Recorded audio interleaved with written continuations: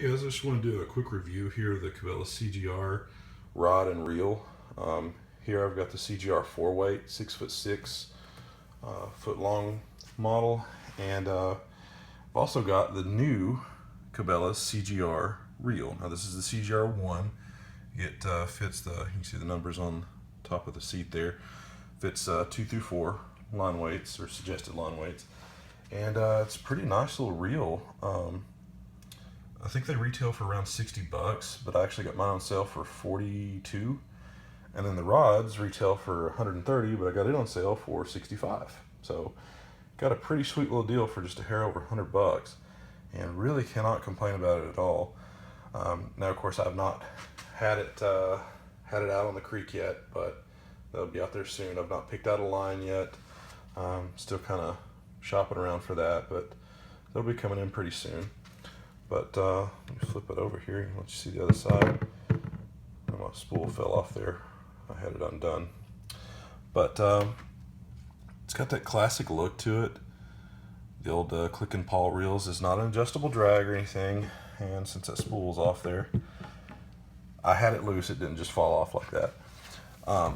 Go ahead and show you the clicker there. You can see it pretty good with the light. In the metal gear, and that's one of the things I really like about this reel. Even though it's a cast reel, it has metal gears, or a metal gear. Most of the other reels that I've seen out there nowadays have either plastic or Delrin, which some people it may not be a big deal.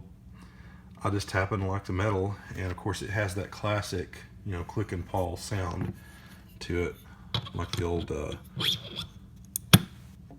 Martins and Fluger medalists and stuff like that.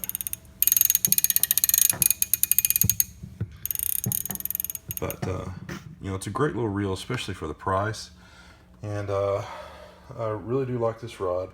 Like I said, I was looking for a 3-weight, but the 4-weight just happened to be a little bit longer, so just kind of did a compromise on that. But I think once I get it out casting and stuff, it'll be the perfect combo for what I'm wanting to use it on for some of the smaller trout streams here in Kentucky, what few we have.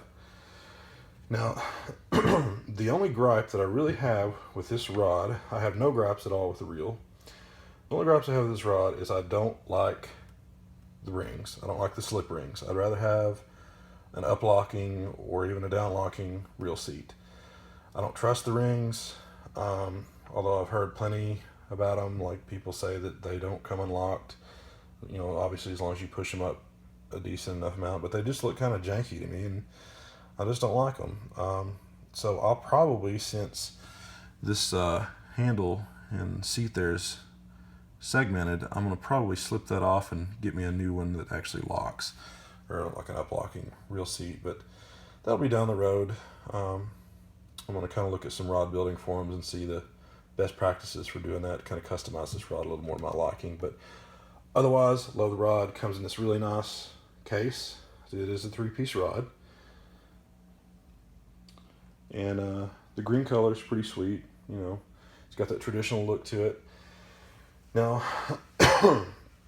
I'd originally, when I first got this rod, because I got the rod before I got the reel, I was going to put a Lamson conic on it, because my 5-weight outfit has a conic on it, and I really like it. But for whatever reason, when I put it on this rod, I just didn't like it. It just didn't seem to match up well. It just didn't really seem to, mesh well together. And I'm kind of one of those people with, especially something, fishing gear and stuff. It's just, a lot of it's confidence, and I don't know. It's if it's the pairing with the rod and the reel doesn't seem right, it just, I don't know, just won't translate well to me when I'm actually fishing with it. So I think it was just a lot to do with the conic has a lot more modern looking design. There's absolutely nothing wrong with the reel. I love Lamson reels, and I hate the fact that they discontinued the conics. Of course, they've got the Gurus and all these new ones out, but the conic will still be one of my standby favorites for a nice little cheap cast reel.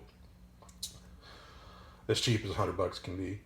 But either way, the CGR reel just kind of just seemed to be a better matchup for this combo.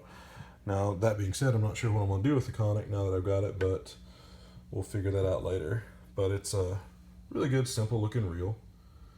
And, pairs up nicely with the green CGR glass rod. But hopefully I'll get it lined up here soon and get it out on the water, and we'll see how it performs. I'll let you see the arbor there. It's not one of the large arbor reels, so we'll take a little bit of backing to it. But pretty nice, and I'm actually going to weigh it, and I will put the weight of the reel in the video description when I get it posted here, because there's a little bit of controversy when the CGR reel was first released. I think Cameron at the Fiberglass Manifesto had posted the spec weights that Cabelas had released, and a lot of people were crying about how heavy that seemed, which I think those weights that Cabelas had initially provided were wrong, because this reel is not heavy at all. Yes, it's not machined aluminum, it's cast aluminum. It's going to be a little bit heavier than machined, but not by much. I mean, not by much at all. So all this basically comes down to is it seems to balance well on this rod. Of course, the final verdict can't be made until I actually put line on it, but it seems to balance pretty well in the hand so far. It definitely doesn't seem overly heavy or anything like that, and it definitely doesn't seem as heavy as it was initially, people initially thought it was, especially going by the weights that Cabelas had first put out there. But either way, I just want to put this out there for people to kind of get an eye, or an idea, not an eye, an idea of how this reel looks with the CGR rod, which it looks very good, gives it that traditional look. Hopefully that'll translate to some good confidence, maybe catch a few more fish than normally would. We'll see. I'm going to be trying it out here at Kentucky's Bark Camp Creek here pretty soon, maybe even Cane Creek sometime during the summer, and we'll see how good it does catching some rainbows. And I actually probably even use it for catching some panfish at the pond behind my office. Seems to be a pretty good little combo for that, for bluegill and whatnot. So we'll see how it goes. But either way, hope you guys enjoyed it. Hope it was at least a little bit informative. Like I said, a great little reel, especially for the price. I mean, even if you're paying full price, $60 for it, it's a great reel. Even better if it's on sale. I mean, Cabelas does put them on sale fairly often. So I would definitely suggest going out there and picking them up. And one more little quick thing. When I flipped over there earlier, some people may be a little concerned about the reel falling or the spool falling off. I just had it latched, or that unlatched, and it was just kind of sitting off of there. But it actually takes, you have to move that little latch down to undo the spool. So it's not going to fall off on you. It's not a press fit or anything like that. It's actually got a little retainer thing in there. So no worries with that. Anyhow, if you have any questions, just leave a comment below, and I'll try my best to answer them for you or find somebody that can. Thanks.